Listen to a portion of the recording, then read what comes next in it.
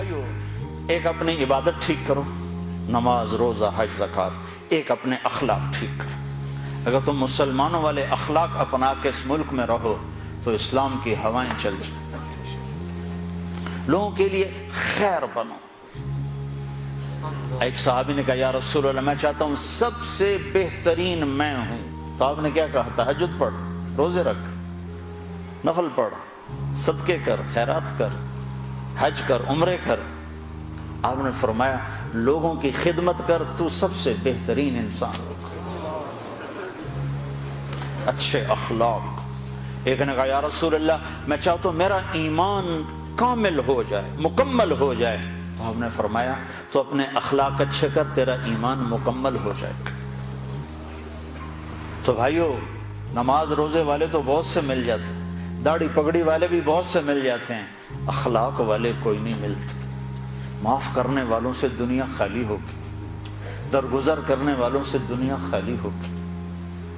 بیوی کو غصہ چڑھ جائے تو خامند پہ چڑھائی ہے، خامند کو غصہ چڑھ جائے تو بیوی پہ چڑھائی ہے، اولاد کو غصہ چڑھ جائے تو ماں باپ کی گستاخی ہے، ماں باپ کو غصہ چڑھ جائے تو اولاد کی ٹھکائی ہے، پٹائی ہے۔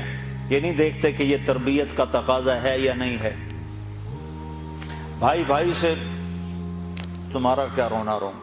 میرے سامنے ہمارے علاقے میں یہ دو بھائی دیواریں ساتھ ہیں، ایک مر گیا، دوسرے کا مجھے پتہ چلا اس کے جنازے میں نہیں جا رہا۔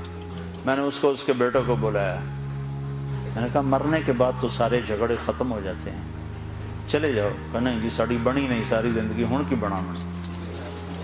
اور میں نے کہا اب تو وہ ختم ہو گیا ہے، جن باتوں پر تم لڑتے تھے وہ باتیں ختم ہو گئیں، اپنی ماں کا دودھ ہی یاد کر لو۔ یقین میرا صرف پڑوسی تھا، میں نے اس کے پاؤں پکڑے، ہاتھ جوڑے، نہیں گیا جنازہ۔ ایسوں سے جہان بھرا پڑا۔ ہمارے اخلاق کیا ہیں؟ جو سلام کرے اسے سلام کرو، جو نہ کرے نہ کرو، یہ ہمارے اخلاق۔ جو مسکرائے اس کے سامنے مسکراؤ، جو آنکھیں دکھائے اس کو وٹا دکھاؤ، یہ ہمارے اخلاق۔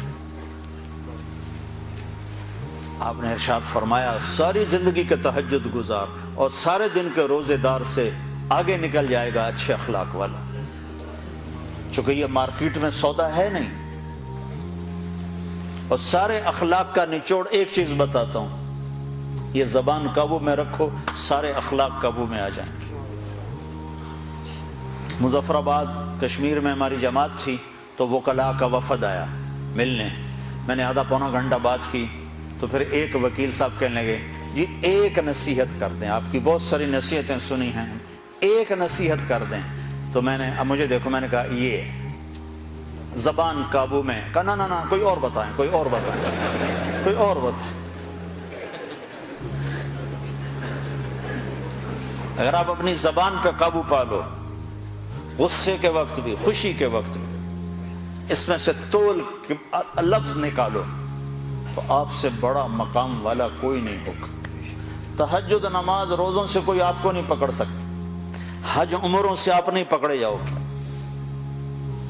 سعید انور اور محمد یوسف جب مسلمان ہوا تو یہ دونوں میرے پاس آئے تو کہنے لگے سارا زور لگ گیا کرکٹ پر، تو کوئی جنت کا شارٹ کٹ بتاؤ، زور ادھر لگ گیا۔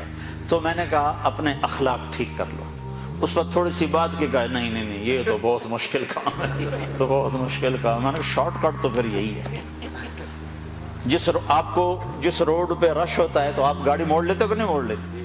اب وہ پہلے کو کمپیوٹر بھی بتا دیتا ہے ادھر نہ جاؤ، ادھر ٹریفک بلاک ہے، تو آپ خالی روڈ جب ہوتی ہے تو آپ گاڑی بھگاتے ہو، راستہ کھلا ہے بھگاؤ جتنی بھگا سکتے ہو۔ تو میں یہ مثال دیا کرتا ہوں کہ نماز کے روڈ پر بھی بہت لائن ہے، بڑی لمبی لائن لگی ہوئی ہے، روزے کا روڈ بھی بھرا ہوا ہے، حج کا روڈ بھی بھرا ہوا ہے، عمرے کا روڈ بھی بھرا ہوا ہے، علم کا روڈ بھی بھرا ہوا ہے، لکھنے پڑھنے کے روڈ بھی بھرے پڑے ہیں، اور درس قرآن درس حدیث کے روڈ بھی بھرے پڑے ہیں۔ اخلاق والا روڈ ہی خالی، بندہ ہی کوئی، نہ کوئی مرد نہ کوئی عورت۔ تمہاری سزوکی بھی ہوگی تو مرسڈیز سے آگے نکلے گی، چونکہ وہ تو کھڑی ہوئی ہے، تمہاری جا رہی ہے، خدا کے سہارے چلی جا رہی ہے۔